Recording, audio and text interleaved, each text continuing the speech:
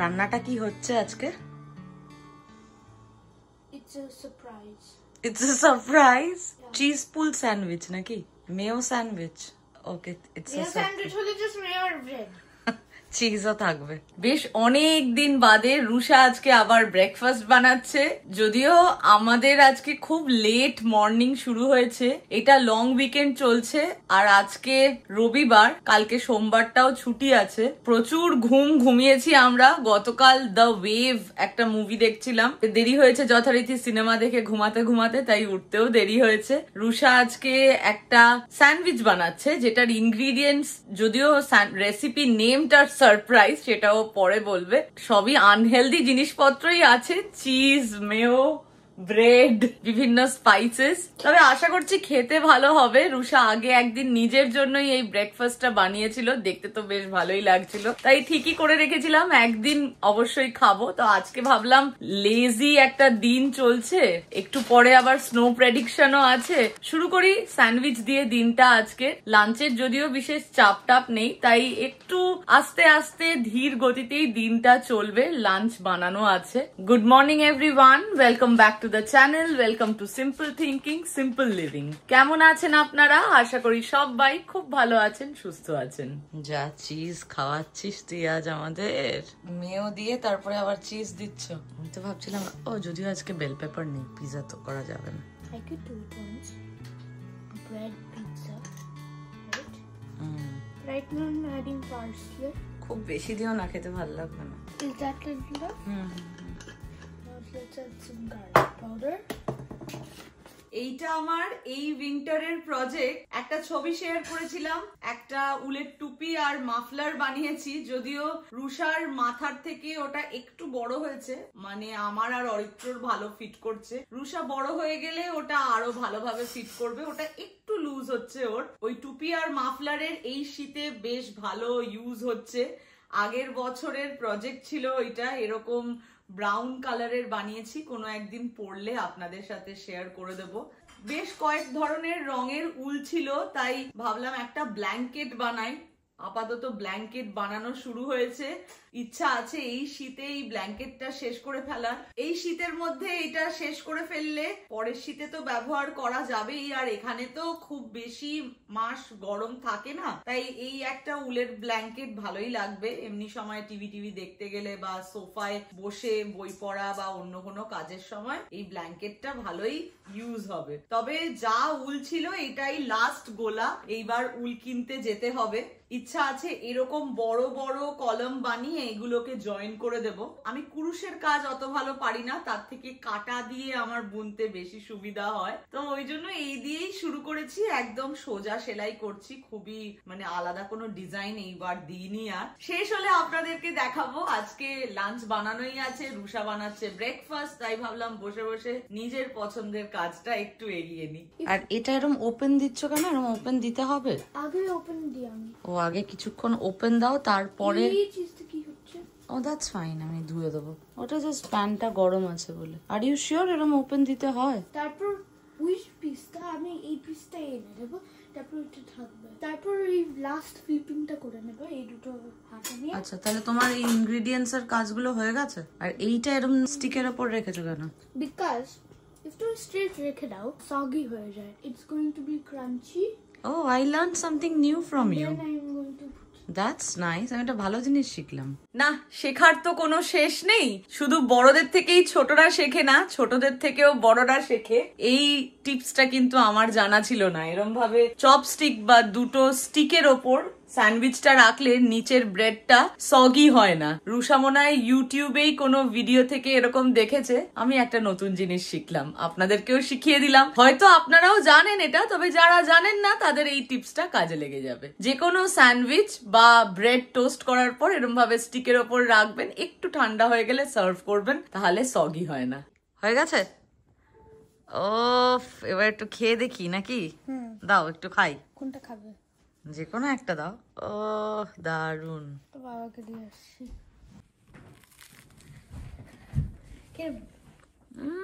দারুন, পুরো গার্লিক ব্রেডের মতো লাগছে। শুধু বলবো একটা কথা, এটা আরো একটু চিজ দিলে ভালো হতো।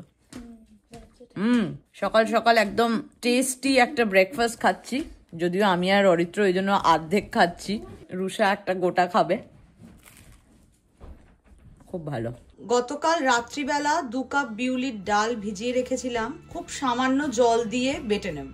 আমার কাছে ব্লেন্ডার আছে, গ্রাইন্ডার থাকলে সবচেয়ে ভালো হয়। অল্প একটু জল নিয়েছি, একদম জল ছাড়া বাটা গেলে আরোই ভালো হয়। যতটা কম পারা যায় জল দিয়েছি, ভালোই বাটা হয়েছে। এবার একটা পাত্রে ঢেলে নেব। যেহেতু সংক্রান্তি মঙ্গলবার দিন ছিল, তাই শুধু চালের পায়েসই বানিয়েছিলাম, রুষার পছন্দ, সেই জন্য ভাবলাম আজকে রান্না বান্নার চাপ কম, আর গতকাল রাত্রেই রস বড়া বানাবো বলে বিউলির ডাল ভিজিয়েই রেখেছিলাম। খাওয়া দাওয়ার পরে তাই রস বড়ার প্রিপারেশন শুরু করেছি। ডালটাও বাটা হয়ে গেছে, কিন্তু খুশি খুশি ডাল বাটতে শুরু করলাম, মাঝপথে মনটা হয়ে গেল খারাপ। ভাগ্যিস আমার কাছে 2খানা মিক্সি ছিল, আমি রান্না করতে করতে আপনাদের সাথে শেয়ারও করেছি যে আমি এই দুটো mixie turn by turn use করি। বেশিরভাগ সময় আমি এই মিক্সিটা ইউজ করি, বেলা ব্র্যান্ডের। এটাতে 2 কাপ আছে, এরকম বড় একটা আর একটা ছোট। বেশিরভাগ সময় আদা, রসুন, পেঁয়াজ, কাঁচা লঙ্কা, টমেটো এইসব বাটার সময় বা রোজকার রান্নায় ছোট কন্টেনারটাই ইউজ করি। আর এই ব্লেডটা ইউজ করি, যেটাতে এরকম 2 ব্লেড, মানে গ্রাইন্ডারের কাজও করে। পোস্ত, সর্ষে এগুলোও সুন্দর বাটা হয়ে যেত, অল্প একটু বেশি জল লাগতো। আজকে ভাবলাম জলটা কম দিয়েই বাটি। প্রথমে তো 2-3 বার ভালোই হলো, তারপরেই দেখছি আর মিক্সিটা কাজ করছে না। ভাগ্যিস ওয়ালমার্টেরই এই মিক্সিটা ছিল, এটা অনেক পুরনো মিক্সি, তবে জানি না বেশ শক্তপোক্ত, অনেকগুলো বছর চলে যাচ্ছে এই মিক্সিটা। কিন্তু মুশকিলটা হচ্ছে এর কন্টেনারটা এরকম বড়, আর এই 4টে ব্লেডের একটাই মুখ আছে। এই গ্রে কালারের যেটা দেখালাম এটাতে এই একটা আছে, আর একটা 4টে ব্লেডেরও আছে। মেনলি এটা ব্লেন্ডিং এর কাজে লাগে। যাই হোক, তাও একটু বেশি করে জল দিয়ে ডালটা বাটা হয়ে গেল। আগের ডালটা যেরকম শুকনো শুকনো হয়েছিল, তো দুটো মিশিয়ে আজকে তো কাজ চলে যাবে। আবারও যতদিন না নতুন মিক্সি কেনা হয়, এই পুরোনোটাতেই বাটাবাটি করতে হবে, আর একটু বেশি জল দিয়েই করতে হবে। ভাবলাম আগে কোনোদিন রস বড়া বানাইনি, আর রুষা আবার এইসব খাবার দাবার খেতে বেশ ভালোই বাসে, তো রুষাকে বললাম তোমার জন্য একটা নতুন মিষ্টি বানাচ্ছি। মাঝপথে মনটা বড় খচখচ করছে, খারাপ হয়ে গেল। কিছু করার নেই, রান্নাটা যখন করব ঠিক করেছি, আর ডাল তো বাটা হয়েই গেছে। এবার পরের প্রসেসটায় চলে যাই। ডালটা একটু সময় নিয়ে ভালোভাবে ফেটিয়ে নিতে হবে, যেরকম ভাবে দই বড়ার জন্য আমরা বড়া বানাই, ঠিক ওই রকম ভাবেই। 10 মিনিট মতো ভালোভাবে ফেটিয়ে নিয়েছি ডালটা। একটা বাটিতে এরকম জল নিয়ে নিয়েছি, এরকম ভাবে ডালটা দিয়ে চেক করব। দেখুন ভেসে উঠছে, যদি ডালটা এরকম ভেসে ওঠে উপরের দিকে, তার মানে ভালোভাবে ফেটানো হয়ে গেছে। এইবার ভেজে নেব। সামান্য একটু নুন অ্যাড করে দেব।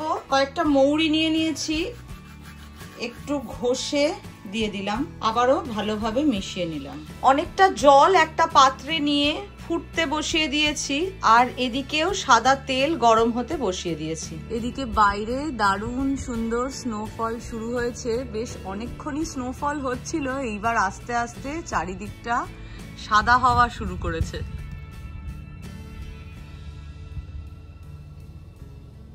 বাইরে সুন্দর স্নোফল হচ্ছে, আর ভেতরে তৈরি হচ্ছে গরম গরম রস বড়া। রসের জন্য জলটা তো ফুটতে বসিয়েই দিয়েছি, আর এই যে পাটালি গুড় আছে আমার কাছে, পাটালি গুড়টা দিয়ে দেব জলের মধ্যে।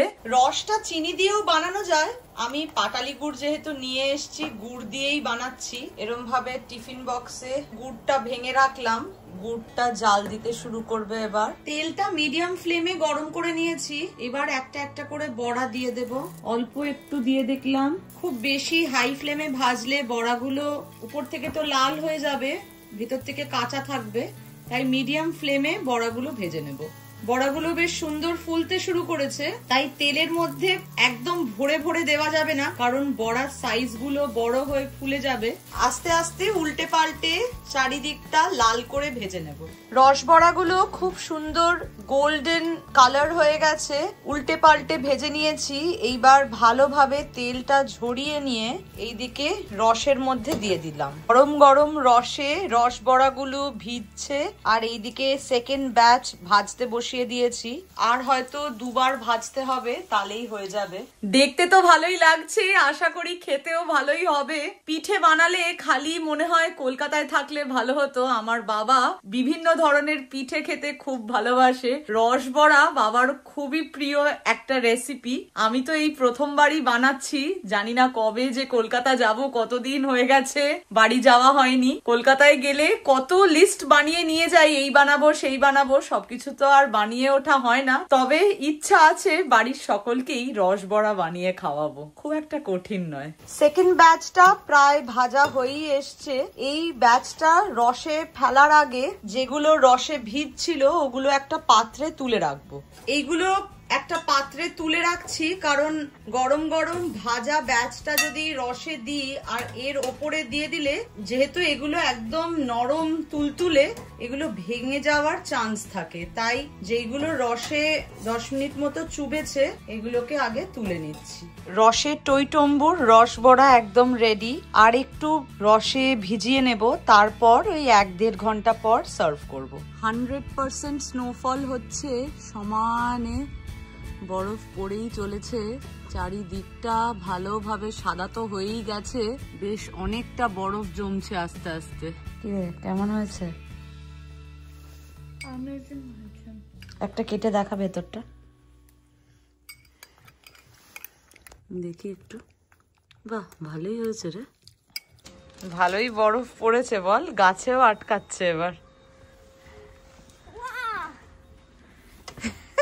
আমার দিকে ছুড়ে কি, বাহ, দূরে আরো দুটো বাচ্চা খেলছে রে।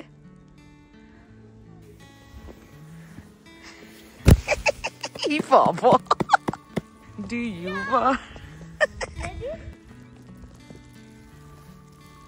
Shiver, 1, 2, 3. Papa. চল চল চল চল চল এবার। রিয়েল এঞ্জেল, চলে এসো এখানে এবার। চল চল চলো চলো চলো। এখন আমাদের একটা নেমন্তন্ন আছে, সেখানেই যাচ্ছি। কিছুই সাজগোজ করিনি, বেরিয়ে পড়েছি।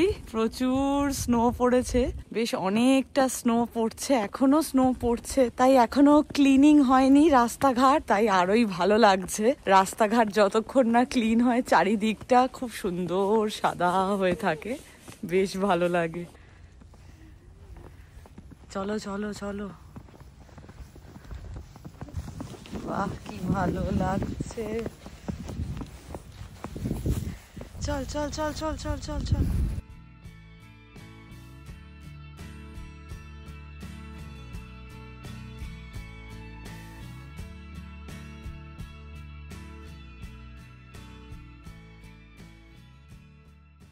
আর বরফ পড়লে আপনাদেরকে আগেও বলেছি, যতক্ষণ না রাস্তা ক্লিয়ার হয় ততক্ষণ যেই স্পিড লিমিট দেওয়া থাকে সেই স্পিড লিমিট মেনটেন করে গাড়ি তো চালানো যায়ই না। খুবই আস্তে আস্তে আমরা যাচ্ছি, হিটার একদম ফুল অন করে, কারণ সামনের যে উইন্ডশিল্ডটা সেটা একদম ধোঁয়াশা মতো হয়ে যায় আর দেখতে পাওয়া যায় না। তবে আস্তে আস্তে এইবার রাস্তা পরিষ্কার করার গাড়িগুলো বেরিয়েছে, এই এক একটা গাড়ি যাচ্ছে রাস্তা ক্লিন করার জন্য।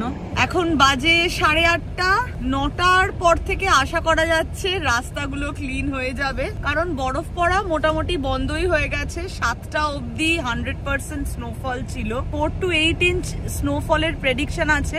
ভালোই স্নোফল হয়েছে, যখন দেখা যায় যে গাছে বরফটা আটকাচ্ছে তার মানে ভালোই স্নোফল, খারাপ না। চারিদিকটা দেখতে তো ভালোই লাগে, তবে স্নোফলের যেরকম আনন্দ আছে, চারিদিকটা দেখতে ভালো লাগে, বাচ্চারা খেলতে ভালোবাসে, কিন্তু স্নোফলের অনেক সমস্যাও আছে।